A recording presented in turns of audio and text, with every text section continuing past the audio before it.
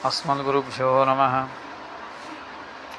लक्ष्मीनाथसमारम्भां नाथयामुनमध्यमाम् अस्मदाचार्यपर्यन्तं वन्दे गुरुपरम्परां।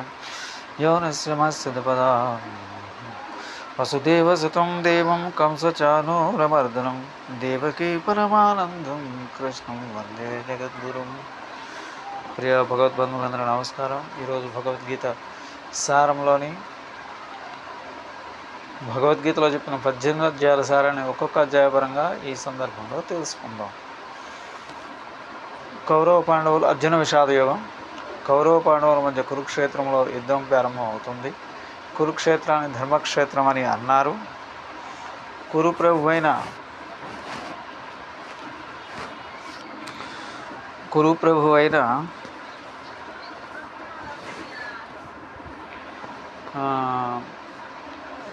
ధృతరాష్ట్రుడు తాను పుట్టుకతో గుడ్డివాడు గనక వ్యాసుల వారిని ప్రార్థించి వ్యాసున శిష్యుడైన సంజయుని ద్వారా యుద్ధంలో వివరాలు తెలుసుకుంటాడు. ఈ ప్రక్రియలోనే ధృతరాష్ట్రుడు సంజయుని కురుక్షేత్రంలో ఏం జరిగిందని అడుగుతాడు. అప్పుడు సంజయుడు చెప్పడం మొదలు పెడతాడు. ముందుగా రెండు సేనలు ఒకదానికొకటి ఎదురుగా నిలబడి ఉంటాయి. భీష్ముడు, ద్రోణుడు ఆ సైన్యం అనే నదికి గట్టు వంటివారు. దుర్యోధను సుడిగుండం వంటివాడు. సైంధవుడు నీటి వంటివాడు. శకుని అందులో పూచిన కలువు వంటివాడు. శల్యుడు తిమింగలం వంటివాడు. కృపుడు ప్రవాహం వంటివాడు. కర్ణుడు కెరటం వంటివాడు.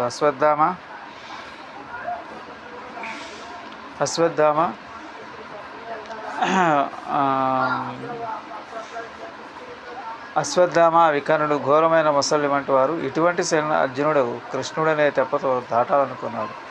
దుర్యోధనుడు ద్రోణుని వద్దకు వెళ్ళి ఆచార్య, మన సేనలోని బలం గలవారని, ఎదురుగా నిలబడి మనం ఎదుర్కొనవలసిన సేనలోని బలం గలవారిని కూడా చెప్పండి. యుద్ధం చేయబోయే ముందు ఒకసారి మనం మన బలాబలాలను చూసుకోవాలి కదా అంటాడు. దుష్టంజముడు సేనానిగా పాండవ సేన ఉన్నది. అందులో భీమునకు అర్జునుడికి యుద్ధంలో సమానమైన వారు యూధనుడు, విరాటుడు, ద్రుపదుడు, దృష్టకేతుడు, కితానుడు, పురజిత్, కుంతిబోధుడు, శైభుడు, విధామన్యుడు, ఉప పాండవులు, అభిమన్యుడు వంటి మహారథులు, నరపుంగవులు ఉన్నారు. మన సేనలో వీరు భీష్ముడు, కృపుడు, అశ్వత్థామ, వికర్ణుడు, సోమదత్తు,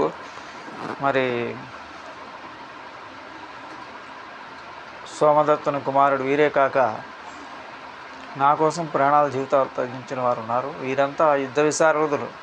అనేక అస్త్రాలతో ప్రయోగించడంలో నేర్పుగలవారు. వారి బలాన్ని భీముడు రక్షిస్తుంటే మన బలాన్ని భీష్ముడు రక్షిస్తున్నాడు అంటుండగా భీష్ముడు దుర్యోధనలో నిరుత్సాహాన్ని తొలగించడానికి శుభనాదం చేస్తూ శంఖాన్ని పూరించాడు. అది చూడగానే పాండవ పక్షంలోని వీరులంతా శంఖనాదం చేశారు. తెల్లని గుర్రాలు పొందిన గొప్ప రథం మీద అర్జునుడు సారథిగా, కృష్ణుడు యుద్ధరంగంలో నిలబడ్డారు. కృష్ణుడు పాంచజన్యాన్ని, అర్జునుడు దేవదత్తాన్ని, భీముడు పౌండ్రాన్ని, ధర్మరాజు అనంత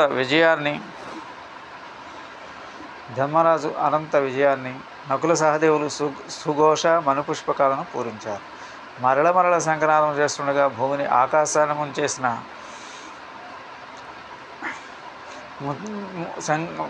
ముంచేసిన ఆ ధ్వని కౌరవుల హృదయాన్ని ఛేదించింది. అర్జునుడు తన రథాన్ని రెండు సేనల మధ్య ఉంచమని కృష్ణుని కోరగా కృష్ణుడు రథాన్ని మధ్యలో ఉంచుతాడు. భీష్ముడు, ద్రోణుడు, కృపుడు, అశ్వత్థామ, శల్యుడు, దుర్యోధనుడు మొదలైన వారిని చూసిన అర్జునుడు, కృష్ణ, ఈ ఎదురుగా ఉన్నది అంతా మా తాతలు, తండ్రులు, అన్నదమ్ములు, భవమరుదులు, మేనమాములు, గురువులు, గురుపుత్రులు, మిత్రులు. వీరందరినీ చూస్తుంటే ఒళ్ళు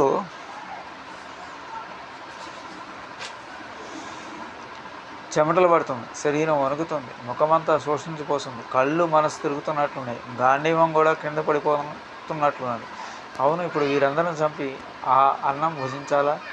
అయిన వారందరిని చంపుకొని పాపం మూట కట్టుకొనటమే కదా. రాజ్య లోభంతో వీరందరిని చంపి పాపాన్ని పొందాలా? అయిన వారందరిని చంపుకున్నాక నేను కానీ మేము కానీ సుఖపడేదేముంది? దీనివల్ల కులక్షయం అవుతుంది. కులక్షయం అవడం వల్ల కులంలోని ధర్మం కూడా పోతుంది. ఆ ధర్మం వల్ల స్త్రీలు దుష్ప్రవర్తన కలవారవుతారు. వర్ణ సంకరం కలుగుతుంది. నా పితరులకు పిండ ప్రధానం వంటి పవిత్ర కర్మలన్నీ ఆగిపోతాయి. పితరులు సుఖంగా ఉండకపోతే ఇంకా వంశం ఏమి వృద్ధి పొందగలదు?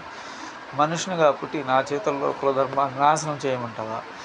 దీనికన్నా యుద్ధములు మానుకోవటం ఉత్తమం అని అర్జునుడు రథం మీద తన గాంధీవాన్ని బాణాలను పడివేసి శోకంతో మునిగిపోతాడు. స్వస్తి. జై శ్రీరామ్.